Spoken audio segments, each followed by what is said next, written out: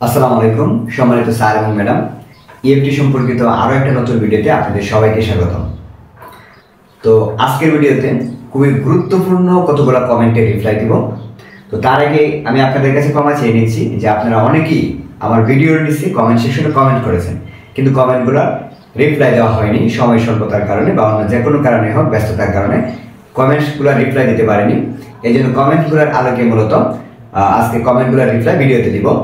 তো যাদের যে সমস্যা থাকে অবশ্যই কমেন্টস করবেন। তো আপনাদের কমেন্টসের আলোকে মূলত ভিডিও দেবো ইনশাল্লাহ। তো আজকের ভিডিওতে মোটামুটি গুরুত্বপূর্ণ কয়েকটা কমেন্ট নিয়ে আলোচনা করব। এই কমেন্টের মধ্যে আপনার কমেন্টটাও হতে পারে এবং আপনার সমস্যার সাথে মিলে যেতে পারে, কাজে এই ভিডিওটা স্কিপ না করে আপনি পুরোপুরি দেখবেন। আর যদি ভালো লাগে তাহলে চ্যানেলটিকে সাবস্ক্রাইব করে সবসময় পাশে থাকবেন। তাহলে কথা না বাড়ে চলুন সরাসরি চলে যাই ভিডিওর মূল অংশে। শুরুতে আমরা একটা কমেন্টস পড়ি। তো একজন স্যার কমেন্টস করেছেন। প্রথমেই স্যার বলেছেন, ধন্যবাদ স্যার, আমার এমপিওতে এমডি আব্দুল মতিন, কিন্তু এনআইডিতে এমডি ডট আব্দুল মতিন, এখন কোনটি সংশোধন করতে হবে? তাহলে স্যারের প্রশ্নটা হচ্ছে এমপিওতে হচ্ছে এমডি আব্দুল মতিন আর এনআইডিতে হচ্ছে এমডি ডট আব্দুল মতিন। তো এই মুহূর্তে স্যার আপনি যদি আমার কথাগুলো শুনে থাকেন তাহলে আপনার উদ্দেশ্যে বলবো, বা এই ধরনের সমস্যা যাদের আছে আপনাদের উদ্দেশ্যে বলছি যে এই ক্ষেত্রে আমাদের যে বিষয়টা লক্ষ্য রাখতে হবে, আমরা এমপিও সংশোধন করব নাকি এনআইডি সংশোধন করব, এর আগে আপনি আপনার এই তথ্যগুলো আপনি মিলিয়ে নেবেন আপনার সার্টিফিকেটের সাথে। আগের ভিডিওগুলোতে আমি কিন্তু একই কথা বলছি, আমাদের ফার্স্ট প্রায়োরিটি হচ্ছে সার্টিফিকেট।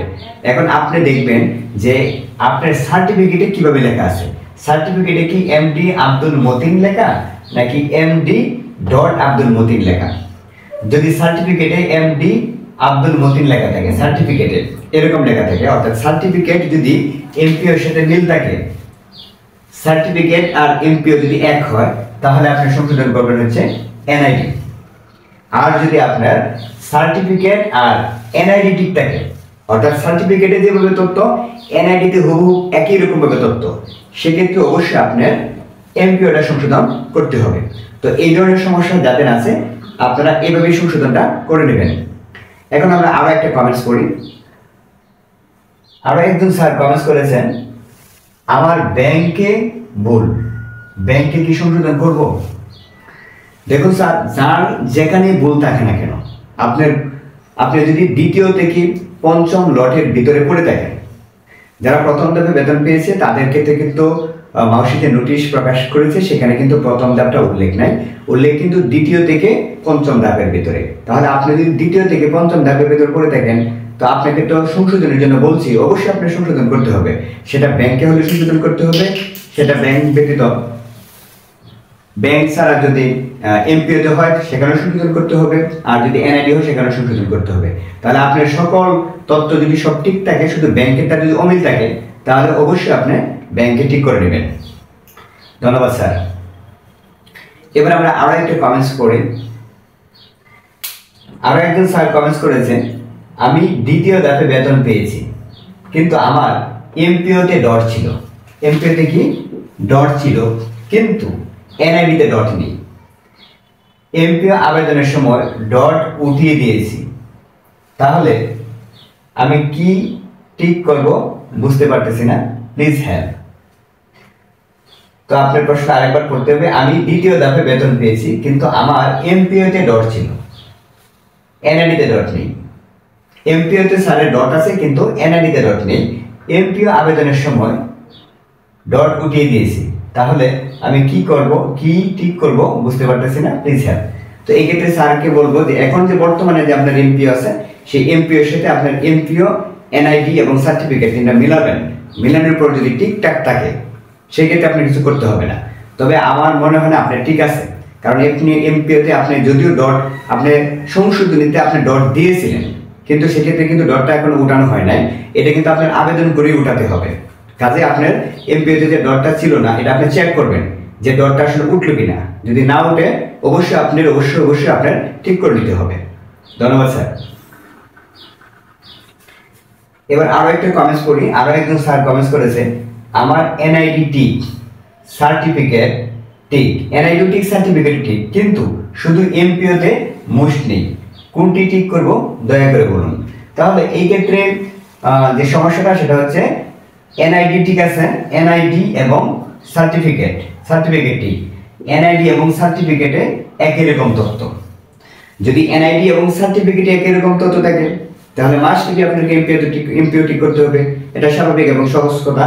তো আপনার জন্য বলবো, যদি যে স্যার বা ম্যাডাম এই কমেন্টসটা করেছেন, আপনি যদি এই মুহূর্তে থাকেন তা আপনার উদ্দেশ্যে বলবো, যদি আপনার যেহেতু আপনার এনআইডিও ঠিক সার্টিফিকেটও ঠিক, অর্থাৎ এনআইডি এবং সার্টিফিকেটে আপনার হুবহু একই তথ্য, সেক্ষেত্রে অবশ্যই আপনি আপনার এমপিওটা সংশোধন করে নেবেন, অর্থাৎ আপনার সার্টিফিকেট এবং এনআইডির মতো করে আপনি এমপিওতে তথ্যগুলো দিয়ে দিবেন, তাহলে আপনার সমস্যা সমাধান হয়ে যাবে।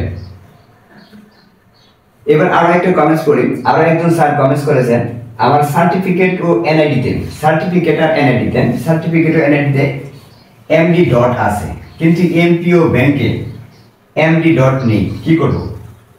তাহলে ফার্স্ট প্রায়োরিটি যেহেতু সার্টিফিকেট, তাহলে সার্টিফিকেট এবং এনআইডি দুইটাতেই কি আছে? এমডির পরে ডট আছে। তো সেই ক্ষেত্রে অবশ্যই আপনাকে এমপি এবং ব্যাংকে অবশ্যই ডট দিতে হবে। আপনি এমপি এবং ব্যাংকে না উঠিয়ে বরং আপনি আপনার এমপিওতে অবশ্যই ডট দিবেন এবং ব্যাংকেও ডট দিবেন। কেন দিবেন?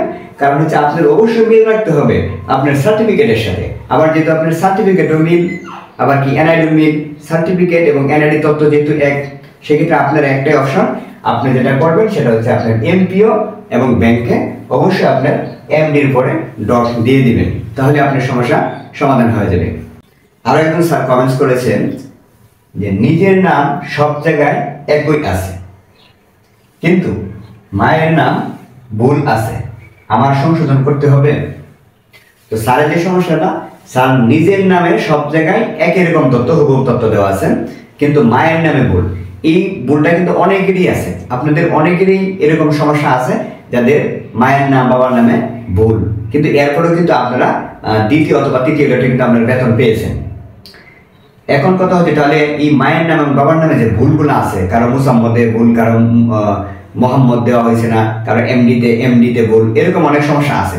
তো আপনাদেরকে ঠিক করতে হবে কিনা?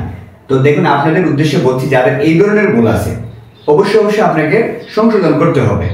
কারণ আগের কমেন্টসে বলেছি যে দ্বিতীয় থেকে পঞ্চম পর্যন্ত ধাপ যাদের আছে তাদের কিন্তু সংশোধন করতে বলা হয়েছে। তার মানে যত ধরনের ভুল আছে সমস্ত ভুলগুলো আপনার সংশোধন করে নিতে হবে। এখন এই কমেন্টটা যে স্যার করেছেন, আপনি যদি এই মুহূর্তে দেখেন, তা আপনার উদ্দেশ্যে বলবো, যদি আপনার মায়ের নামে যেহেতু ভুল আছে, তো অবশ্যই আপনি আপনার মায়ের নাম ঠিক করে নেবেন। কারণ দ্বিতীয় থেকে পঞ্চম ধাপ সবার কিন্তু সংশোধনের জন্য কিন্তু নোটিশটা দেওয়া হয়েছে। কারণ প্রথম ধাপে যারা বেতন পাইছে তাদের কিন্তু বলা হয় নাই যে আপনারা সংশোধন করবেন। কেন বলা হয় নাই? কারণ প্রথম ধাপে বা প্রথম লটে যারা বেতন পাইছে তাদের অটোমেটিক সফটওয়্যারের মধ্যে দেখা হয়েছে যে সব তথ্যই হুবহু ঠিক আছে, একবারে মার নাম বাবার নাম সহ জন্ম তারিখ সকল কিছু ঠিক আছে।